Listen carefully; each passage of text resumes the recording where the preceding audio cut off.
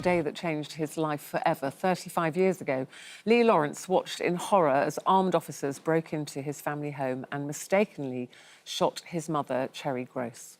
Well, 35 years on from that night, the 11-year-old boy who witnessed his mother being shot is now 46 years of age, and he joins us on the programme this morning. Lee Lawrence, good morning to you, Lee, and I suppose we talk about your mum, and I'm sure your pain, your grief is still very raw.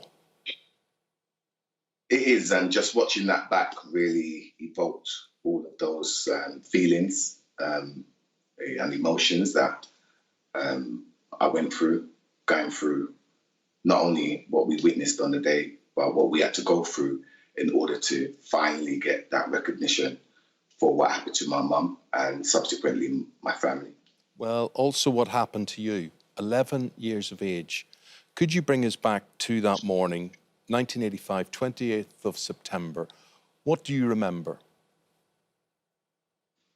So I was 11 years old and it was my second week in secondary school, and I'd fallen asleep in my mum's room.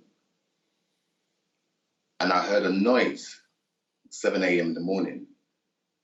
I woke up very faintly and I saw my mum walking towards the door. Then I laid back down, being rest assured whatever it was, mum was taking care of me. And then I heard another loud bang this time, and I jumped up and I saw my mum on the floor and a man holding a gun shouting at my mum. And I just heard her in a very faint voice say, "I can't breathe. I can't feel my legs, and I think I'm going to die." At this point, I jumped up hysterically and started screaming and shouting, "What have you done to my mum? What have you done to my mum?" And then this man points his gun towards me and says, "Someone better," I won't say the words, "shut this kid up," but he swore at me. My dad then turned around and I saw the fear in his face, and that's when I realised how serious it was. Because my dad was he was an ex-army man, and he was a security guard, and I thought, if my dad's scared, then this must be serious. Yeah. The police officer who discharged his weapon, who shot your mum, he was cleared of wrongdoing. Did he ever explain why he felt he had to shoot your mum? He never explained really. He said that his hands were really tense and he was stressed. And that's how the gun went off. He basically just shot the first person he saw. They obviously called an ambulance, Lee, took your mother to hospital. Your father followed in a police car. So what happened to you and your siblings who were left in the house?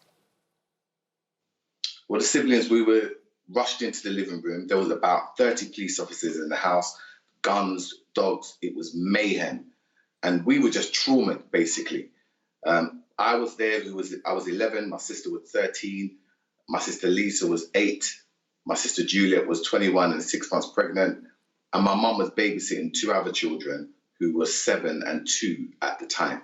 And we were left basically alone in the house, vulnerable, and the press came into the house and took pictures of us, lined us up like we was in a zoo, basically, and took pictures of us. That bullet, Lee, didn't just change your mother's life.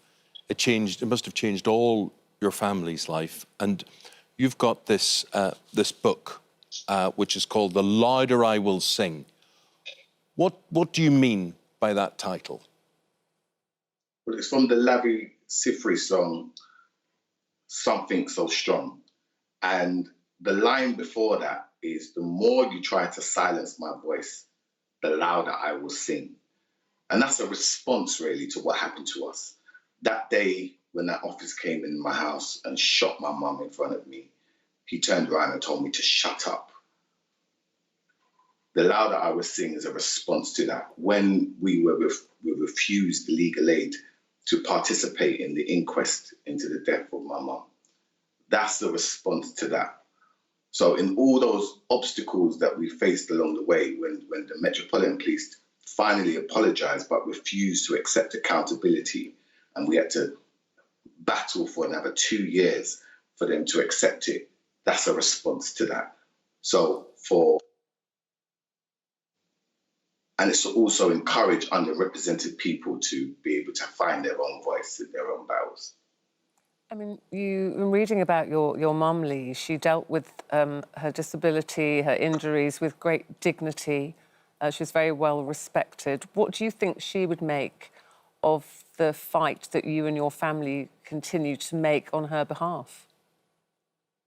She'd be very proud. My mum was a very dignified woman. She was my inspiration and my hero. The way she dealt with that ordeal, they gave her 10 years to live after that incident. And she battled for 26 years in a wheelchair, every day in pain. I call it a slow death.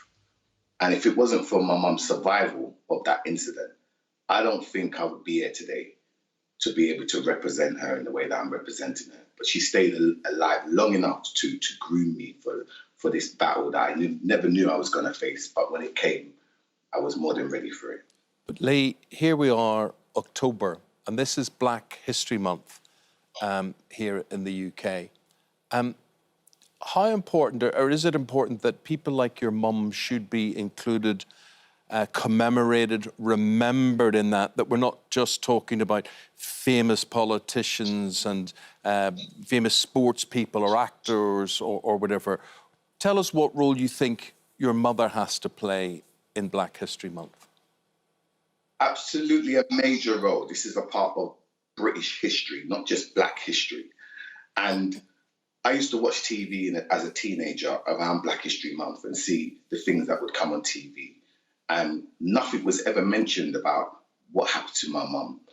When the incident was spoken about, as in the Brixton riots, which I call an uprising, it would just be known as the woman who was shot by the police that sparked the riots. So that was part of my desire, really, to write the book, is to make sure that it has a place in history, because it deserves to have a place. And not only is it a story about racism and about police brutality and about serious injustice, it's also a story about hope.